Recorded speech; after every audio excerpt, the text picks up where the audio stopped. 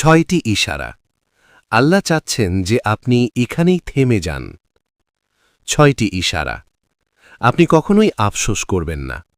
যদি নিচের কোনো লক্ষণ আপনার জীবনে থাকে তাহলে তা হতে পারে আল্লাহর পক্ষ থেকে সেই পরিস্থিতি থেকে সরে যাওয়ার ইশারা।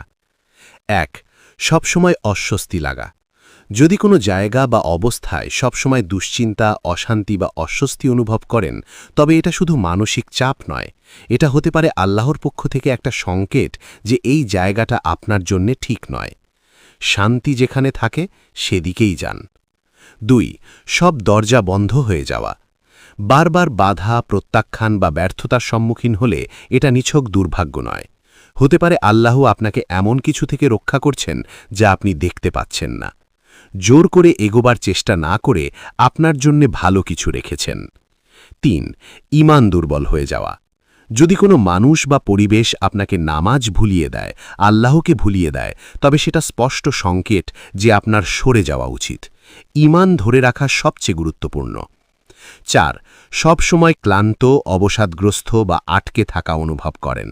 এটি আল্লাহর পক্ষ থেকে ইঙ্গিত হতে পারে যে কিছু একটা বদলানো দরকার।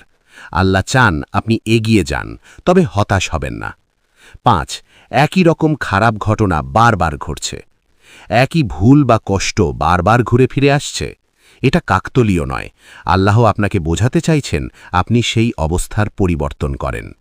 সেই লক্ষণগুলো উপেক্ষা না করে। এই 5টি লক্ষণ আল্লাহর পক্ষ থেকে আপনার জন্য একটা ভালো, শান্তিপূর্ণ পথের দিকে আহ্বান। তার হিকমতের ওপর ভরসা রাখেন, সাহস করে পরিবর্তন আনেন। শেয়ার করলে আপনার কোনো ক্ষতি হবে না। যে ব্যক্তি কোনো একটি মাত্র জ্ঞান অন্যকে জানায় এবং তার দ্বারা মানুষ উপকৃত হয়, তবে সে ব্যক্তি মারা গেলেও সে এর সওয়াব পেতে থাকবে। সহিহ বুখারী। রাসূলুল্লাহ বলেছেন, সবচেয়ে খারাপ চোর সেই ব্যক্তি যে নিজের নামাজ থেকেই চুরি করে।